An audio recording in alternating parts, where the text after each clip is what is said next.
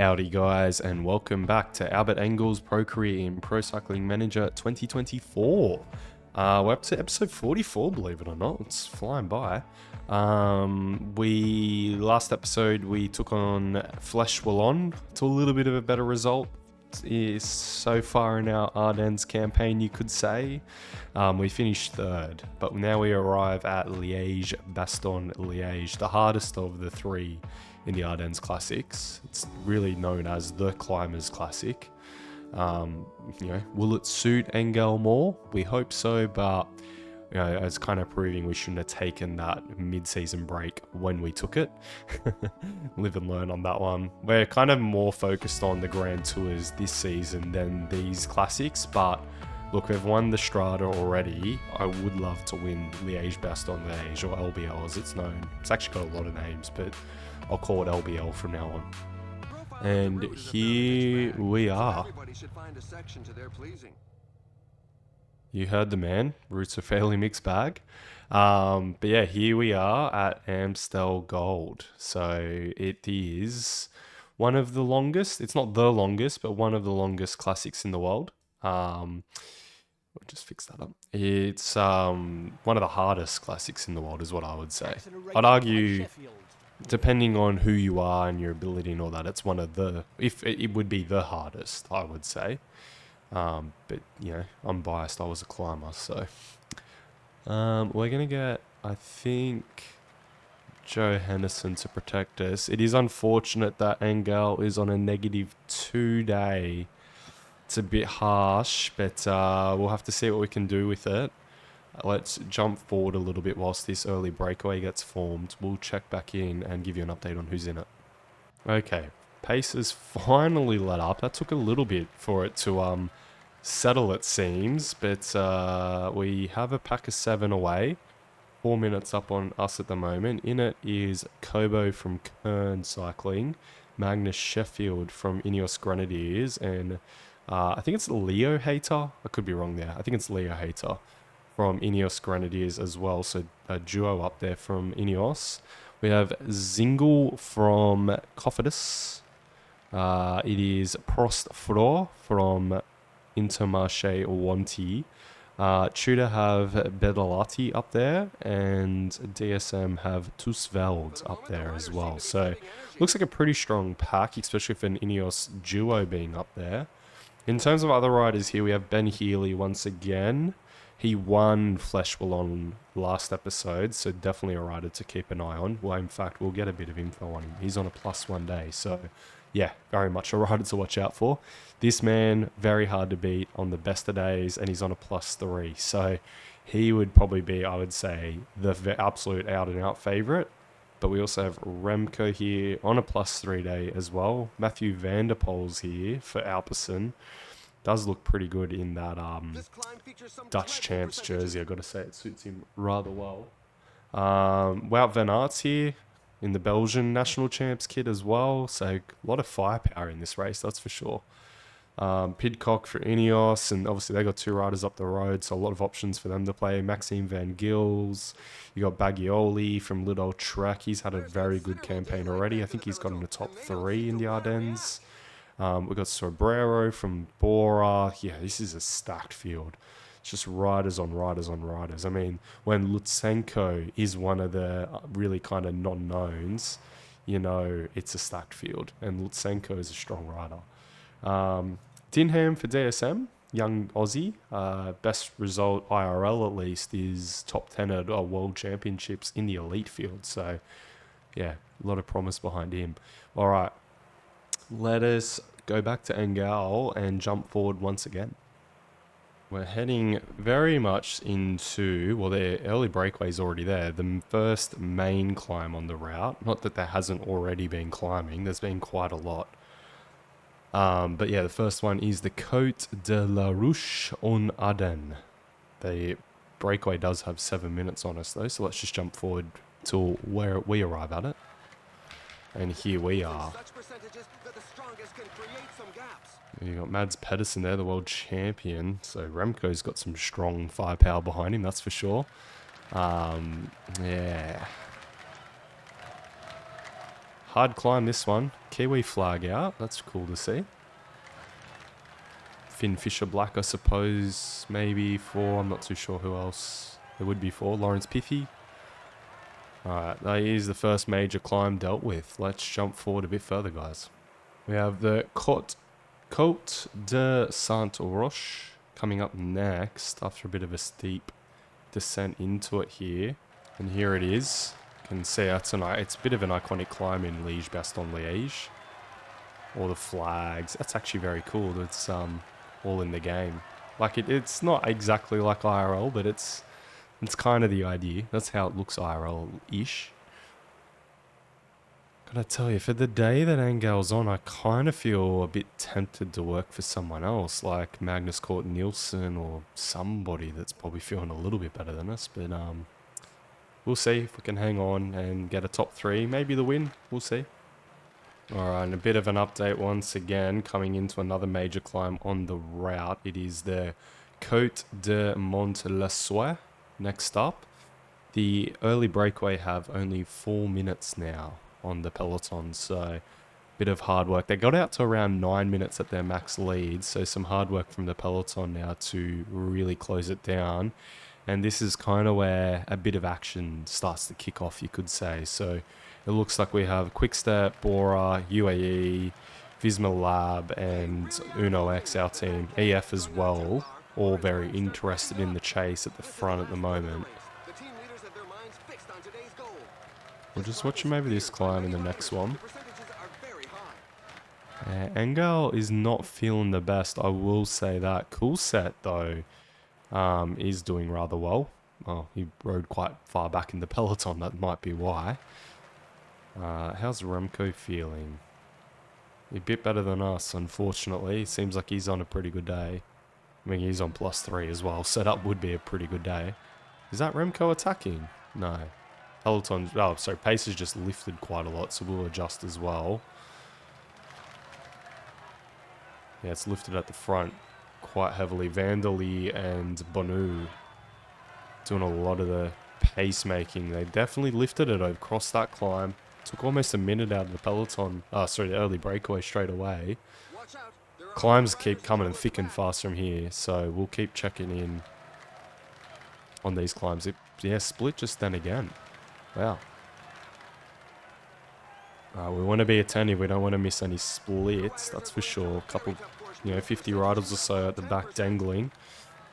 We'll go over another very steep climb here. Tim Wellens now at the front for UAE. Down this descent, alright. Getting to the next climb. And before you know it, we're at it already. So we're going up the Côte de la Haute.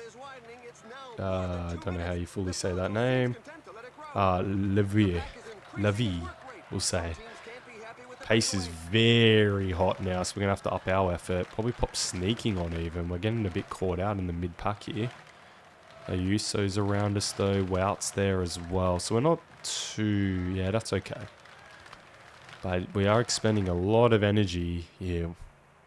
How's Pogačar feeling in comparison? Yeah, okay. We're not on a horrendous day, at least. We'll say that. Yeah, EB's got around 4 minutes. Cool Set's gone out the back for some really bizarre reason. I'm not too sure. We'll put him on automatic. Right, we've got some biddens coming from younger brother Cool Set as well, which is good. The Col de Rossier is coming up next. And here we are at the Col de Rossier. It's one of the longer ones of the day at 4Ks. It's 6% as well. It's a tough climb. We're going to have to adjust our effort into the 80s, I think, to make sure we are on the right side of any splits across the top. Just keep an eye on things. Yeah, pellet pace is hella quick. This climb. We've got Ayuso near us, Del Toro, Sivakov. Okay, we're in good company. Hershey's up there. We've got Buitrago there. Wout's on right in front of us. We're on his wheel now. Okay. Alright. See you guys at the next climb. We're under 2.5 minutes to the EB now. And here we are at the next climb already. That's how quick they come from here on in. It's pretty much just up, down, up, down. So we've got the Côte de Desny up next. Looks like some of the big hitters are now on the front. We've got Mikel Landa for EF. Adam Yates, Simon, yeah, no, it's Adam Yates for Quick Step. So we've adjusted our effort to just make sure we're nice and attentive here. Magnus Nielsen's a bit caught out of position. We got Pogacar's attacking here. We'll just adjust our effort. I think the peloton will have to react. Surely, no? Roglic has come to the front. We got Van der Poel. Wout's here as well with Volta. Healy as well. Johannesson's hanging about. We have no Bidden, so I need Johannesson to grab those quickly for us. And we're just going to kind of hang tough near the front for the time being. I like that Pogacar's gone early for now. Until you suddenly don't. Sivakov's covering Van Gils, it looks like. So that will get the whole peloton here, or what's left of the breakaway, reacting at least. Did Johannesson get Biddens? It looks like he has. So he's going to make it back up to us. Sivakov's got a bit of a gap there, interestingly. And Johannesson's made it back to us, which is good news. Yeah, Johannesson's really the only person we're going to be able to rely on here. Pogacar's already gotten 20 seconds on the group, or he's only got 20 seconds. And now we have the Côte de la Redoubt. Try to say these names right. Next up, which is a very, very hard climb. We'll go on effort ourselves up this climb, I think. Just watch things here. Evenepoel's attacked. We'll stay on effort all the way up the top for now. Okay, good work from Engel. And Evenepoel is back. It's a minute to the early breakaway of 6. And there's only 39 left up here. Johannesson's coming back to protect us. We have 24k to go. Alright, let's get on to this next climb. Okay, and here it is. That's how quick they come. So we're on to the next climb already. We're going to move back onto effort for ourselves again. Just because I'm expecting some attacks, and I don't want to attack yet myself. So Wout attacked, Van Wilder was reacting. We're going to sit up for now. Just kind of let UAE. They got numbers. Yep, they brought Wout back. It's Evenepoel, Vlasov, Skiljamosa, and Healy attacking. That's a very risky attack. UAE are chasing very hard. Lotto as well. We are gambling here, I'll be honest. This is a risky move, just sitting in with Engel. But we're kind of thinking... I'm seeing a lot of riders waste a lot of energy on a flat piece of road. So we're just playing cards close to our chest. And we got this next climb about to come. So let's hit effort now and take our gel. Because there's not many climbs to come after this one. Alright, so through a bunch of riders, let's attack. We're going to have to follow anything up here anyway, so attacking's a good move here. Attack, attack, attack, all the way to the top. Oh, it's Gregory from Alpecin Phoenix, who is a very, very strong rider. We're going to have to grab someone's wheel here. Let's look at who we have. Pogacar's here, Evenepoel's here. We're going for Pogacar's wheel. 100% we are. And that will get some of the red back, I hope. Yeah, it is. Slowly but surely. Okay, we've got 10k to the finish. This is about the last bit of any form of an incline. Riders are attacking, but everyone's a bit cooked. Interestingly, Pogacar's got no yellow left. Let's just have a quick look at everybody around us then.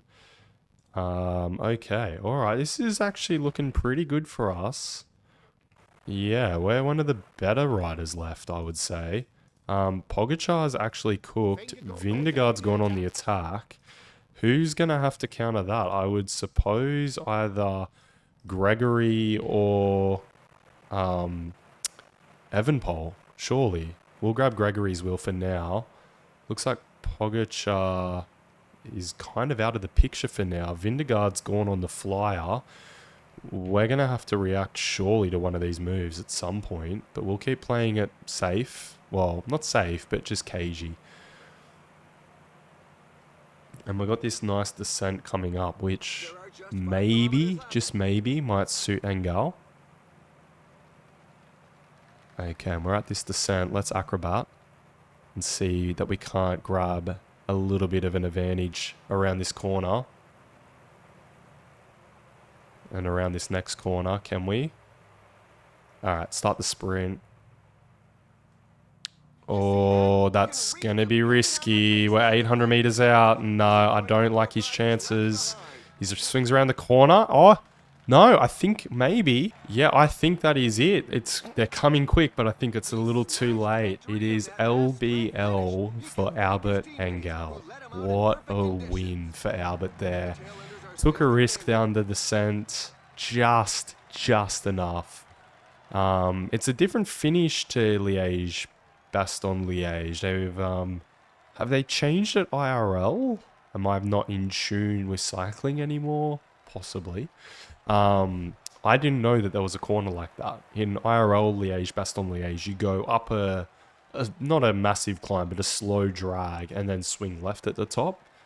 So maybe they've changed the route, and now you go down a descent and swing a right. I didn't know about that. It's a happy accident to get the win. And here's our replay of quite a win for Albert. I think that's my personal favourite win of his so far. That corner coming when it did couldn't come at a better time, to be honest. Yeah, what a win for him. Pidcock it was in second, I think. No, Gregory in second, Pidcock third, Remco fourth. Tadej recovered enough to grab a top 5, but I tell you what, that has absolutely salvaged Albert's Ardennes Classic. To grab a win at Liège-Bastogne-Liège in your first season in the World Tour, chapeau Albert. Quick-Step win the imaginary team class. And there it is, official win for Albert in Liège-Bastogne-Liège. It's 100 bonus points to here, well, because he won a monument actually, sorry. So first monument win for Albert, 100 points to the kitty, 2 away now from level 19, which he'll get from winning, moving him up to level 19, which means an attribute increase point. Big news. So we could either do stage races, which will get us to max out both medium mountain and mountain, increases flats, increases TT to max out, increase prologue to 80, 75. I'm thinking we're going to do this. The other options are Northern Classics, which we'll eventually do. And we could do Evo of stage races, but that'll decrease that. So yeah, gets us nothing. All right, we'll do this. Confirm. So Albert's a dangerous rider now. He's pretty much maxed everything out in his first season of World Tour, so expect a few good races from here on in. But next episode is probably one of the most exciting things to kick off on this channel, the Giro d'Italia. Make sure you tune in for the Giro. It's my personal favorite race. Tour of Italy, as it's known to non-cyclists, but it is, yeah, it's such a beautiful race. It's a great race. A lot of TT action in there. Oh, not a lot actually, sorry, but a lot of high mountain action in there. So it's going to be a great tour for Albert. He comes into it with pretty good form. He's going to be peaking in that third tour and then jumping into a mid-season break again. So he's in good stead, hopefully, for the tour. You know, just recap kind of our season plans. If things go terrible early on in the tour and we don't look like we're going to win or podium, we're going to lose a dramatic amount of time early on so we can swing and go for the KOM. But yeah, that's been it for this episode, guys. We'll catch you next time in the Giro. Peace out.